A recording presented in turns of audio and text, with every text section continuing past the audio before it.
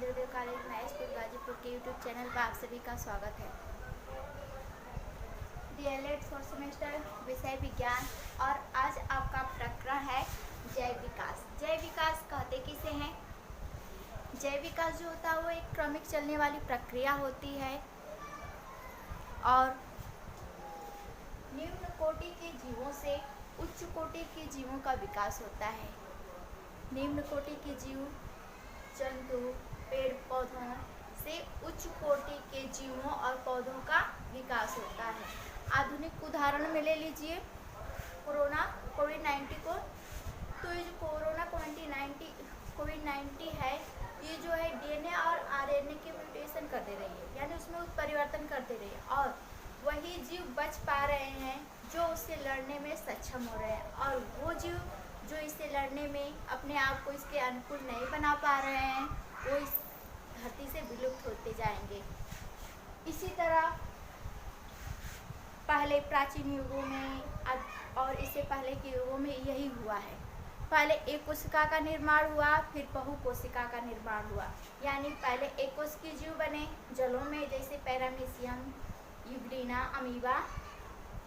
फिर उसके बाद स्थलीय जीव बने, फिर वायु में रहने वाले जीव जैसे पक्षी हैं, उड़ते हैं वायु में, उन जीवों का निर्माण हुआ। इसी तरह निम्न कोटि के जीवों से उच्च कोटि के जीवों का निर्माण हुआ और जैसे जैसे परिवर्तन होता गया वैसे वैसे जीवों में जटिलता आती गई। पहले मनुष्य के शरीरों पर अर्थात त्वचा पर बाल हुआ करते थे, कर्ण पिन्ना होता था, कर्ण पल्लव हुआ करते थे। आज की डेट में खास तौर से कम होता गया, विलुप्त होते गए।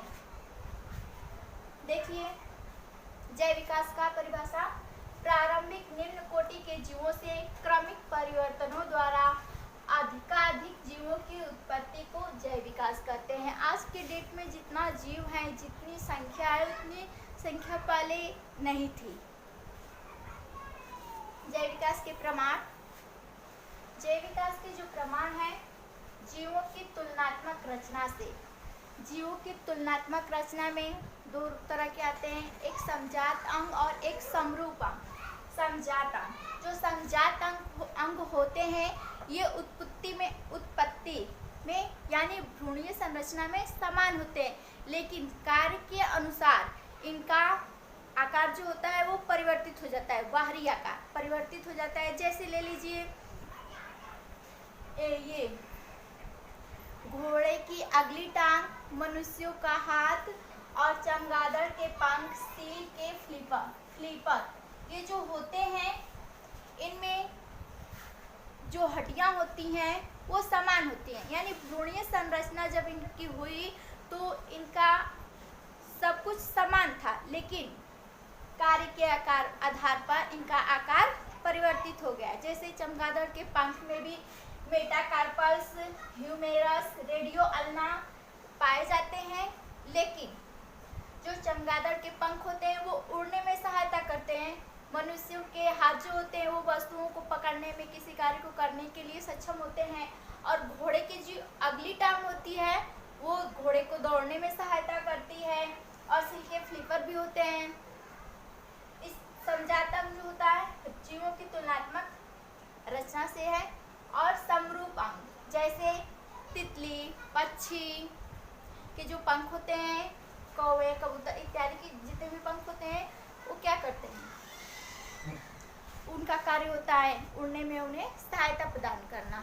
और इसी तरह गाय, भैंस, बकरी, इन की जो संरचना होती है, घोड़े की भी टांग है, भैंस की भी टांग है, गाय की भी टांग है, सब चलने में उन्हें सहायता प्रदान करती है। ये समरूप अंग होते हैं। समरूप अंग वो होते हैं जो देखने में तो समान लगते हैं, लेकिन उनकी जो भ्रूणीय संरचना होती है वो भिन्न होती है, और जो समजात अंग होते हैं ये भ्रूणीय संरचना में समान होते हैं, कार्य के अनुसार इनका जो आकार होता है वो परिवर्तित हो जाता है। अभी बताए हैं इसको। संयोजक जंतुओं से प्रमाण, जो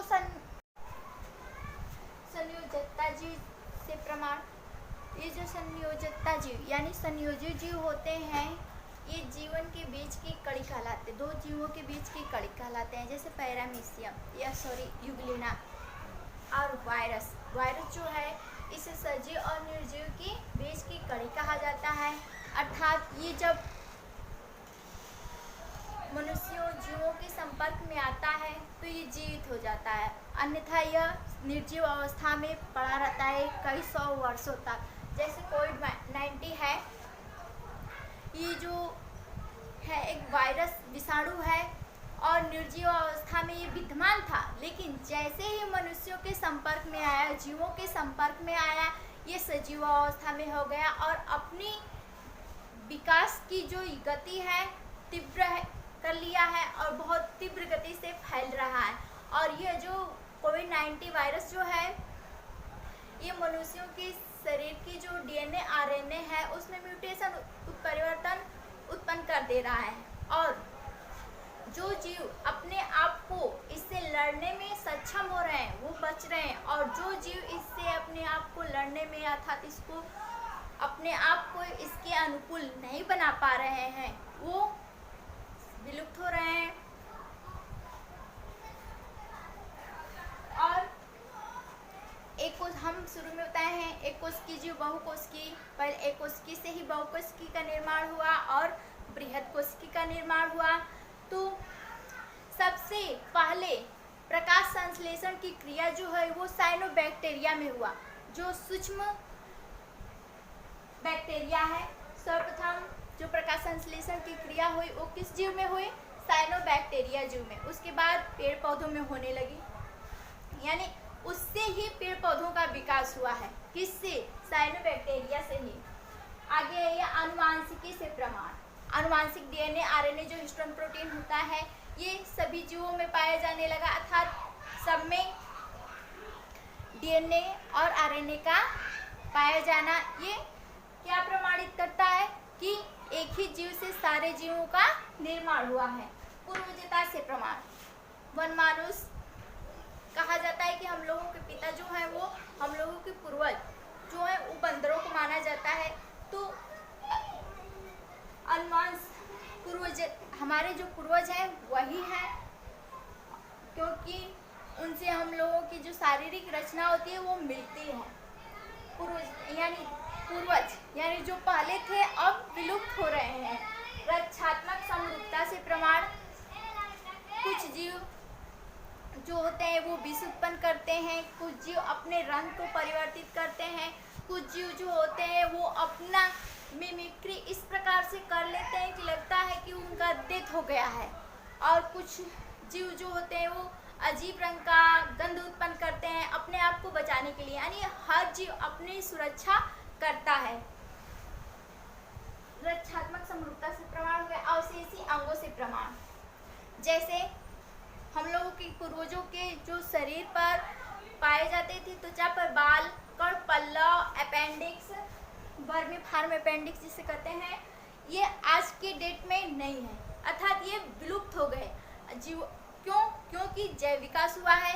और विलुप्त क्यों होते हैं? जब उनका उपयोग हम लोग नहीं करते हैं तब विलुप्त होते जाते हैं। इसको हम डिटेल से सिद्धांत में बताएंगे, इसके लैमार्कवाद ने और डार्विनवाद ने, और एक सिद्धांत है उत्परिवर्तनवाद का सिद्धांत। इसमें बताया गया है यथार्थ जब हम जिस अंग का उपयोग करते हैं यानी भविष्य में उसकी आवश्यकता पड़ती है, वही अंग वही चीज हमारे शरीर पर रहता है, यानी किसी भी जीव में, और जिसका उपयोग मनुष्य नहीं करते वो विलुप्त हो गए। अर्थात त्वचा पर जो बाल थे पूरे शरीर पर, मुंह पर, हाथ पैर सारे शरीर पर बाल हुआ करते थे, और आज की डेट में नहीं है क्योंकि हमें उसका उपयोग कोई नहीं है। कटपल्लव भी हुआ करते थे। जीवाश्मकों से प्रमाण। जीवाश्म जो होते हैं हमारे जो पूर्वज थे उनका डेथ हो गया, वो भूपटल पर पाए जाते हैं, और जब हम वैज्ञानिक रिसर्च करते हैं, खुदाई करते हैं तो वो निकलते हैं, यानी उससे भी प्रमाण मिलता है कि हम लोगों को जो पूर्वज थे वो हमसे मिलते जुलते थे और उनसे ही हम लोगों का विकास हुआ है। जो जीव पहले पृथ्वी पर विद्यमान थे परंतु बाद में विलुप्त हो गए और भूपटल की चट्टानों में परिरक्षित मिलते हैं, उन्हें जीवाश्म कहते हैं। अवशेषी अंगों से अवशेषी अंग जो होते हैं,